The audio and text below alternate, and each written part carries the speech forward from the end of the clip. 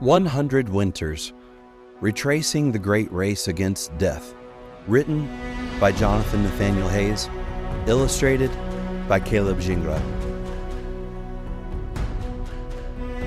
Chapter 7, A Race Against Death. The next morning, I was up and at 'em hours before the sun. The dogs were fed all they wanted. An unkindness of ravens struck an uneasy friendship with the team, swooping in to steal scraps of meat whenever the dogs weren't looking. The young dogs, like Yakusha, lunged at every one of them. But the veterans knew better. They lay, stretched out, pretending to sleep, peeking through half-closed eyes, waiting for the ravens to venture just a little too close. It was a game the dogs loved. But the stakes were higher for the ravens, and some of my dogs were serious competitors. Juno was one of them. She baited her trap by laying out a piece of meat just inches from her nose, feigning sleep. Inch by inch, the raven crept closer, wings twitching. Then, boom, Juno launched like a rocket. 2 or 3 quick snaps of her jaw, and the game was won. Her prize? A feathery trophy to parade in front of her teammates until the mean musher, that would be me, came over to take it away.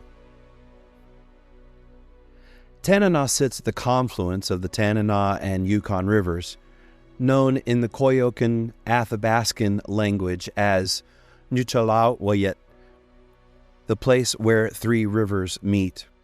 One of the oldest continuously inhabited regions in North America, it has been a gathering place for Athabaskan peoples for over 14,000 years. A hub of trade routes, salmon runs, and stories passed down by firelight. By the late 1800s, French-Canadian fur traders arrived, followed by the U.S. Army's Fort Gibbon in 1898. To regulate river traffic during the gold rush. Even after the fort closed in 1923, Tanana remained a lifeline for the interior. Today, roughly 80% of its population is Athabaskan, and the village still clings tightly to the river and traditions that defined it long before any map named it.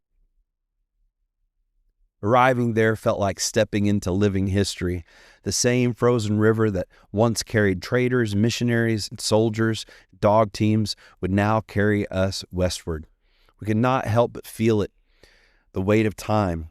Our expedition was just another verse in the ballad of this place, another team passing through a village that has stood at Alaska's heart for millennia.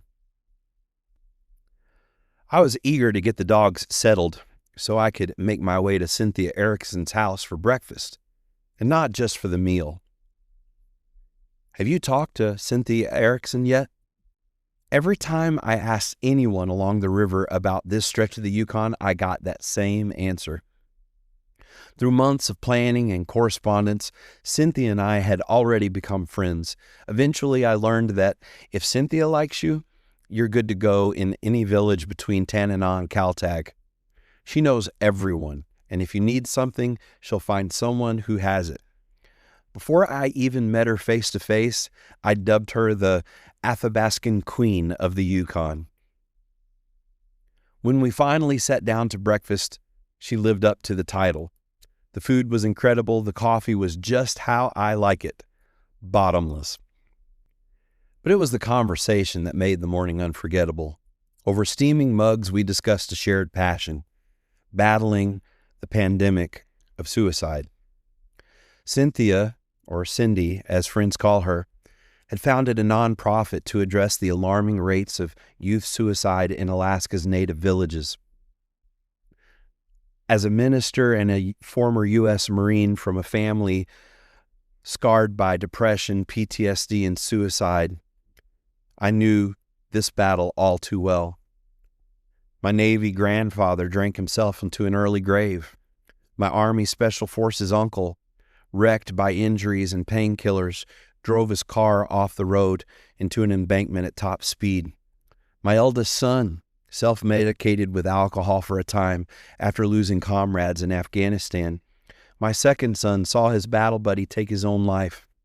And my third son was standing fire watch only 2 weeks into his training when a fellow recruit took his life. Just the year before the expedition, I wrote Dragon Slayer, a book diving deep into the theology of hope and how faith can confront depression. I wrote it fast and produced it cheap so it could reach the people who needed it most. It's been circulating through the military ever since, a small antidote in a spreading plague. Cindy's front is different, but no less urgent. She described a perfect storm in the villages, the loss of cultural identity, social media's unattainable promises, fractured families, absent fathers, and addictions that hollow out whole communities. Into that void, despair whispers its lies. Suicide is the easy way out. She founded My Grandma's House, a nonprofit offering hope, stability, and love to Native youth, many of whom are raised by grandparents, stepping in where parents do not. Over coffee, we agreed. The rise in suicide tracks with a rise in hopelessness. Without a belief in anything beyond this life, death can seem like an escape. But for those who believe this life is only preparation for the next, suicide is seen for what it is, a tragic, permanent answer to a temporary problem. That belief became a cornerstone of my upcoming talks at 6 schools and 2 churches along the expedition trail. To the little ones, I spoke lightly, telling them of Togo, the small, overlooked dog who proved that even the seemingly insignificant can do great things. To the teens, I spoke plainly about the value of their life, reminding them that the original mushers risked everything to save children they didn't even know. To the churches, I drove it deeper. Where there is no vision, the people perish. There is always hope, always a future worth reaching for.